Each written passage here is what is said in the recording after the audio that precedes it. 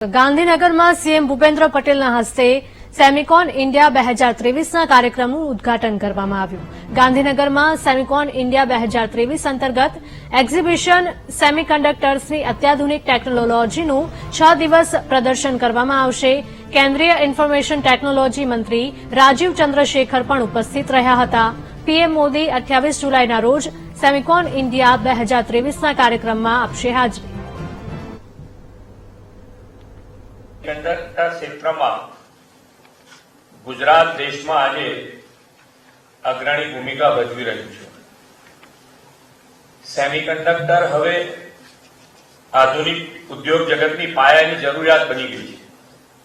એમાં electronics, telecommunication, automotive, healthcare સહિત ઉદ્યોગમાં સેમિકન્ડક્ટર મહત્વની ભૂમિકા છે. સેમિકન્ડક્ટર ઉદ્યોગની કોન્ફરન્સ પૂર્વે આ સેક્ટરના વિવિધ પાસાઓને પ્રદર્શિત કરવા માટે સરકાર દ્વારા પ્રદર્શનનું આયોજન કરવામાં આવ્યું છે.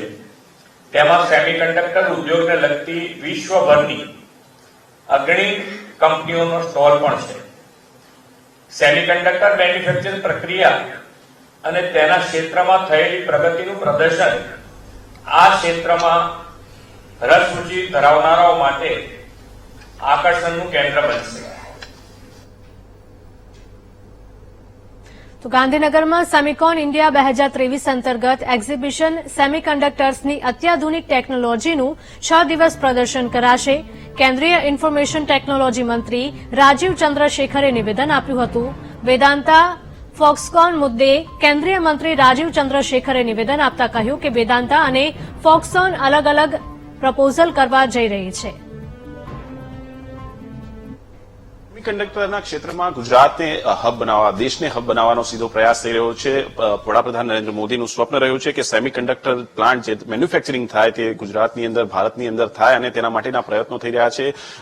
તેનું એક્ઝિબિશન જે છે તે થવા જઈ રહ્યું છે. કેન્દ્રીય મંત્રી જે રાजीव चंद्रशेखर છે, આપણી સાથે તેમની સાથે વાત કરશું. सर, बहुत बड़ी अपॉर्चुनिटी है देश के लिए, गुजरात के लिए. सेमिकंडक्टर का एक प्लांट तो गुजरात में आ रहा है और भी कहीं आ सकते हैं. पिछले 15 महीने बहुत कुछ हुआ है इस क्षेत्र में डेवलपमेंट के लिए. बहुत हुआ है. जो पिछले 70 साल से भारत ने सेमीकंडक्टर की दुनिया में एक तरह से काफी सारे मिस्ड अपॉर्चुनिटीज दिखाए हैं. हमने उसमें ध्यान नहीं दिया है, या अगर ध्यान दिया है पिछले सरकारों ने, असफल रहे हैं, नासफल रहे हैं. पिछले 15 महीनों में प्रधानमंत्री मोदी जी के नेतृत्व में, उनके विजन के कारण और उनके पॉलिसियों के कारण हम बहुत आगे बढ़े हैं. और एक तरह से पहली बार आप देखेंगे कि एग्जीबिशन में दुनिया से पूरे के पूरे टॉप लीडर्स आएंगे, पूरे के पूरे टॉप ब्रांड्स और कंपनीज आएंगे. पहली बार दुनिया कह रहा है कि भारत सेमीकंडक्टर के दुनिया में एक बहुत ट्रस्टेड पार्टनर बनेगा. जो हमने 9 साल में इलेक्ट्रॉनिक्स के में दिखाया है दुनिया को, और आज सबसे बड़े ब्रांड एप्पल हो या सैमसंग हो या सिस्को हो, और आने वाले सालों में टेस्ला भी होगा, ऐसे कंपनीज और ब्रांड्स यहां पर आकर मैन्युफैक्चर कर रहे हैं.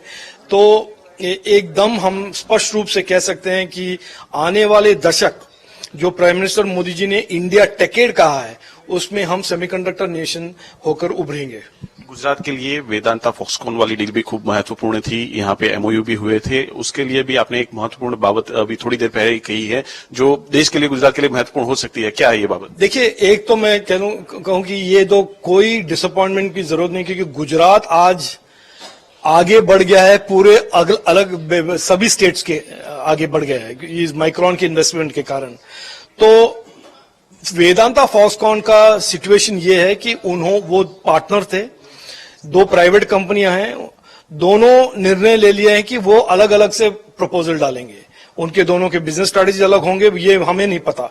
लेकिन इसमें कोई सेटबैक है या ऐसा कुछ मान के चलना जरूरी नहीं है.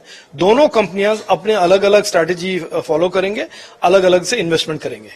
થેન્ક યુ સર, વીટીવી से बातचीत करने के लिए. तो વેદાંતા અને ફોક્સકોનના સંદર્ભમાં પણ જે છે કોઈએ નિરાશ થવાની જરૂર નથી. આવનારા દિવસોની અંદર વેદાંતા અને ફોક્સકોન છે તે અલગ અલગ પ્રપોઝલ લઈને આવી રહ્યું છે. ગુજરાતની અંદર અને ભારતની અંદર તેઓ જે પ્લાન્ટ છે તે સ્થાપી શકે છે અને જે સેમિકન્ડક્ટર ક્ષેત્રે ગુજરાત અને દેશ મહત્વપૂર્ણ કામગીરી કરી રહ્યું છે તેવું તેમનું કહેવું છે.